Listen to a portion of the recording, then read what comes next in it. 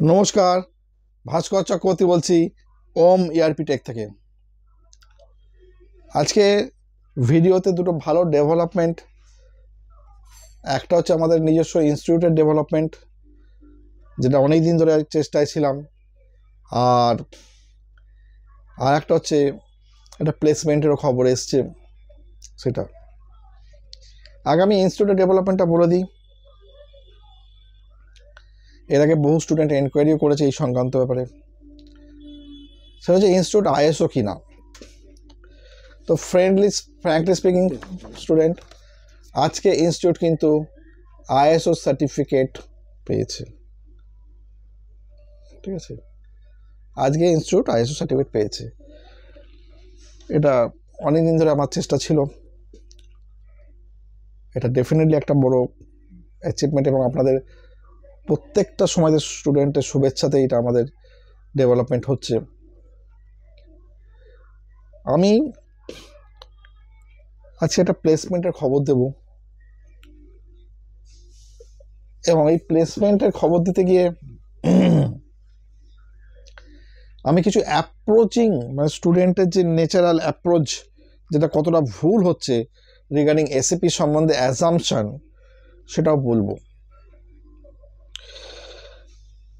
দেখুন, খুব কমনভাবে যদি চিন্তাভাবনা করেন সাধারণ মাথায়, যে একটা এসএপি কোর্স কম বেশি 6 মাস 7 মাসের মধ্যে হয়ে যায়। তবে হ্যাঁ, এখন 3 মাসের কোর্স উঠেছে, তো বিভিন্ন জায়গায় হচ্ছে, সেটা যদিও আমার পক্ষে কোনোদিন সম্ভব হবে না ওরকমভাবে এ করা। হ্যাঁ, এক্সট্রা ক্লাস করে সেটা অন্য, কিন্তু ওরকমভাবে ইনবন্ড 3 মাসের কোর্স কোনো স্টুডেন্টকে করিয়ে দেওয়া, এটা একটা কোনো যুক্তিযুক্তা নেই। আজ আমার শরীরটা খারাপ, একটু কিছু মনে করবেন না, আমার গলাটা একটু ভারী আছে। তো এই যে কোর্স আমরা করে বেরোচ্ছেন, অনেকের মধ্যে অনেকে কেন, এটা একটা বিশাল পার্সেন্টেজ, মোর দ্যান 95, 96, 97, এর থেকেও বেশি হতে পারে।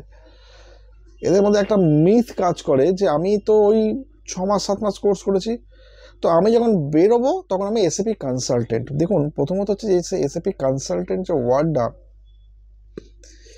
এই ওয়ার্ডটা যে কত বড় মিনিং, এটা কিন্তু ওই অত পার্সেন্টেজ স্টুডেন্ট কেউ জানে না। আজকে 11 বছর বাদেও যদি আমাকে কেউ জিজ্ঞেস করে আপনি এসএপি সম্বন্ধে যে সাবজেক্ট পড়েন কত পার্সেন্টেজ গেইন করতে পেরেছেন, আমি হয়তো 1%ও পুরো বলতে পারবো না, সন্দেহ আছে। এটা এতই ফার্স্ট। ঠিক আছে, এবং এটা কোনোদিন কারোর পক্ষে বলা সম্ভব না যে আমি, হ্যাঁ, একটা জায়গায় মানুষ বলতে পারে যখন সে দীর্ঘদিন যখন থাকবে, সে তার সামান্য একটা আইডিয়া হয়ে যায়। দেখুন, আজকে আমাদের নর্মালি যখন একটা ডক্টরস যারা বেরোয়, যারা জয়েন্ট এন্ট্রান্স পাস করে ডক্টর পড়ার সুযোগ পায়, তাদের কত বছর সময় লাগে? এমবিবিএস পাস করতে 5-6 বছর সময় লেগে যায়, দীর্ঘদিনের সময়। এবং লোকে একটা মানে সাধারণ মানুষের আইডিয়া আছে যে এসএপি করছে মানে কত টাকার স্যালারি, মানে আমি এই মুহূর্তে 10,000, 12,000 টাকা, 15,000 টাকা স্যালারি পাচ্ছি, মানে আমি এসএপিতে ঢুকে পড়েছি, মানে আমি যেন মনে হচ্ছে একটা, মানে কি বলবো, একটা আমার কাছে একটা মানে মানে মার্কিং হয়ে গেছে যে আমি 30,000 টাকা স্যালারি পাবোই। ঠিক আছে, তো এবার এই যে ডক্টর যারা 6 মাস 6 বছর ধরে কোর্সটা করছে, করে বেরোচ্ছে, হাউস স্টাফ হচ্ছে বিভিন্ন হসপিটালে, তারা কি স্যালারি পাচ্ছে, কত টাকা খরচা হচ্ছে? নর্মাল যদি আমরা দেখি সরকারি কলেজ থেকে পড়ে, তাতে বেশ কয়েক লাখ টাকা, আর বেসরকারি পড়লে তো কোটি। ঠিক আছে, তো এখন কোয়েশ্চেন হচ্ছে ওই স্যালারিটা কত, একটা নর্মাল স্যালারি রেঞ্জ। এবার আমরা সব বিভিন্ন ডক্টর ওরিয়েন্টেড ইস্যুতে আমরা দেখছিলাম খুব সামান্য রেঞ্জ জুনিয়র ডক্টরদের, এবং তারা ওই জুনিয়র বা অ্যাপ্রেন্টিস হাউস স্টাফের থেকে একটা দীর্ঘ সময় অতিক্রান্ত হওয়ার পর তারা কিন্তু তাদের অ্যাকর্ডিং টু রুলস রেগুলেশন তারা সিনিয়রিটি পাচ্ছে, এবং তারপর তারা বিভিন্ন জায়গায় স্পেশালভাবে তারা চেম্বার করা বা আদার্স নার্সিং হোমের সঙ্গে যুক্ত করতে পারছে। তো এটা লং পিরিয়ড অফ টাইম। তো আজকে আপনি হঠাৎ করে এই কোর্সটা করতে এসে ফট করে যদি ভাবেন যে আমি করে ফেলবো, এটা একটি ইম্পসিবল ব্যাপার। দেখুন, আজকে আপনাকে একটা কথা বলি, এমএনসিতে যখন যুক্ত হয়, আজকে আমার যে স্টুডেন্ট কত হচ্ছে এমএনসিতে যুক্ত হয়েছে, এমএনসিতে যুক্ত হওয়া মানে তাকে যখন জিজ্ঞেস করতে পারেন আমি এসএপিতে নেই, এসএপিতে কোনোদিন নেয়? আপনি যে সাবজেক্টের উপর বেস করে এমএনসি আপনার সিবিটা দেখে কি দেবে যে আপনি এসএপি কিছু জানেন, বা আপনাকে সামাও কিছু কোয়েশ্চেন হয়তো করেছে আপনি উত্তর, তার মানে এই নয় যে আপনি এসএপি জানেন। ভালো করে বুঝবেন, আমি এসএপি যারা সার্টিফাইড তাদেরকেও বলতাম সার্টিফিকেশনে 100 পাওয়া মানে এই নয় যে তুমি একদম এসএপি সব জেনে গেছো, কারণ ওটা টিক মার্ক, ওটা যে কোনো অন্ধ লোকও টিক মার্ক তারটাও 80% 90% হতে পারে, তার মানে সে নয় যে সে এসএপি শিখে গেল। ঠিক আছে?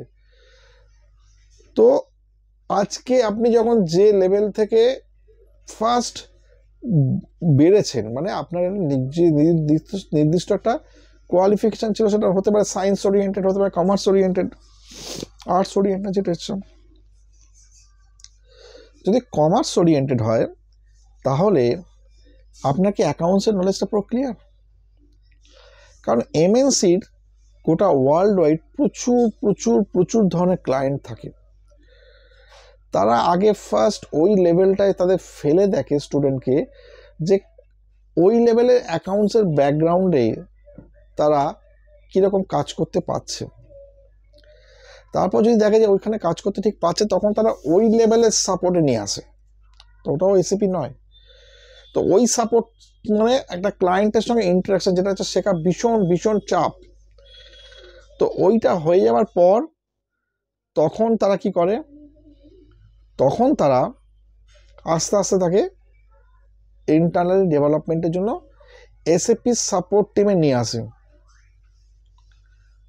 বা এসএপি যারা এন্ড ইউজার যদি কোনো জব থাকে সেখানে নিয়ে আসে, বা এই সাপোর্ট টিমে নিয়ে আসে।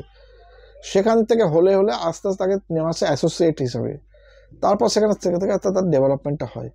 এই এতগুলো ধাপের গল্প আছে। তো আজকে একটা সিভি শর্ট লিস্টেড হচ্ছে কিসের ভিত্তিতে? আপনার ব্যাকগ্রাউন্ডের ভিত্তিতে, আপনি সাবজেক্টটা যে পাস করেছেন বা কিছু কাজ করছেন তার উপর বেস করে। আমি প্রত্যেকটা স্টুডেন্টকে একটা জিনিস বলতে চাই যে আপনারা এই জায়গাটাকে পরিচ্ছন্ন থাকুন। এসিপিতে জয়েন করা মানে এই নয় যে তার স্যালারি, যদি না জয়েন করেন তাদের কারোর কিছু এসে যায় না, আপনার টাকা আপনার কাছেই থাকবে। বাট আপনি যদি মনে করেন যে না আমি এখানে ঘরেই 10 ফুট বাই 9 ফুট ঘরে বসে মিথ্যে কথা বলছি, তাহলে আপনি আপনার টাকাটাকে টেস্ট করবার জন্য যে কোনো জায়গায় দিয়ে দেখতে পারেন, এবং তার রেজাল্ট আপনি কী হবে সেটা আপনি নিজেও জানেন। আপনি পরিষ্কার একটা হিসাব বলে দেখুন তো, যে 10টা ছেলে এসএপি শিখতেছে, তার 10 জনকেই সব জায়গায় ঢোকানো সম্ভব? এত ইজি জিনিস হয়ে গেছে আজকে মার্কেট, এতটা সহজ পুরোপুরি। তো এই আইডিয়া যতদিন না থাকবে ততদিন পর্যন্ত কিন্তু আলটিমেট হবে না।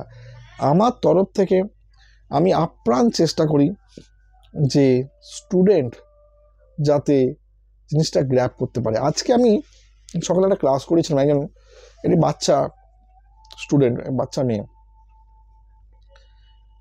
সেই ক্লাসটা আমি দেবো, আমি আজকেই ইউটিউবে পারলে আপলোড করে দেবো, আপনারা সবাই দেখবেন।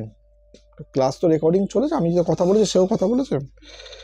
ক্লাসের টপিকটা ছিল পার্শিয়াল পেমেন্ট অফ ভেন্ডার, সেগুলোকে ক্লিয়ারিং করা, সেগুলোকে ফাইনালি লক আপ করা। তাকে প্রথম একটা পয়েন্ট টোটাল ভেন্ডারের জায়গায় পুরো তৈরি করে, মানে ভেন্ডার তৈরি করাই ছিল, একটা ইনভয়েস তৈরি করে পেমেন্টস করে পার্শিয়ালি পার্ট বাই 4টে পার্টে ভেঙে সেটাকে আমরা কীভাবে লক আপ করতে হয়, ফাইনাল লক আপ কীভাবে, সব দেখিয়ে দিলাম। এরপর তাকে আমি বললাম যে ভাই আপনি নিজে একটা ইনভয়েস ক্রিয়েট করুন, সেটাকে 4টে ভাগে ভাগ করুন, ওপরে 1000 রুপিস ইনভয়েস ভাগ করে ক্রিয়েট করেছিল, 400, 300, 200, 100 এরমভাবে ভেঙেছিল, পার্শিয়ালি পেমেন্ট করেছে এবং প্রত্যেক নক আপ করেছে। আমি দেখবেন আমরা ওয়াচ করে, যখন নিজে কাজটা করে, বাচ্চা মেয়ে জাস্ট হয়তো মাধ্যমিক এই গ্র্যাজুয়েশনটা কমপ্লিট করেছে, একটা কথা আমাকে বলতে হয়নি সেকেন্ডবার। তার মানে কেন? This is the power of the teaching, যে আমি তাকে যে কীভাবে ধরাতে পারলাম। আমি এই যে স্পুন ফিডিং কথাটা বলি, প্রতিটা ক্ষেত্রে স্টুডেন্টকে যে ধরে ধরে করিয়ে দিই, হাতে ধরে, যারা ভয় পায় যে আমি অনলাইন এলে ভয় পাবো, অনলাইনে ভয় পাওয়ার কিছু নেই, আমি ঠিক এইরকমভাবে হাতে ধরে করিয়ে দেবো। আমি এই ভিডিওর পরেই এর সঙ্গে আমি একই সঙ্গে তো ট্রাই করবো, দেখবেন শুধুমাত্র যে টিচিংটা কী লেভেলে কত রকমভাবে ইজি ওরিয়েন্টেড করেছে। একটা বাচ্চা মেয়ে আজকে ভেন্ডার, আমার খুব ভালো মনে আছে এই সালটা মোস্ট প্রবলি 2015 ছিল। আমি তখন বাড়িতে গিয়ে পড়াতাম, তখন কলকাতারই একটা একজন এমপ্লয়ি, মানে উনি বড় একটা কোম্পানি এমএনসিতে চাকরি করতেন। উনি আমাকে বলেছিলেন কথাটা আজও মনে পড়ে, যে উনি এর আগে 2 জায়গা থেকে এসএপি শিখেছিলেন। একবার মুম্বাইতে ছিলেন সেখানে, আর একবার বোধহয় হায়দ্রাবাদ না কোথাতে শিখেছিলেন।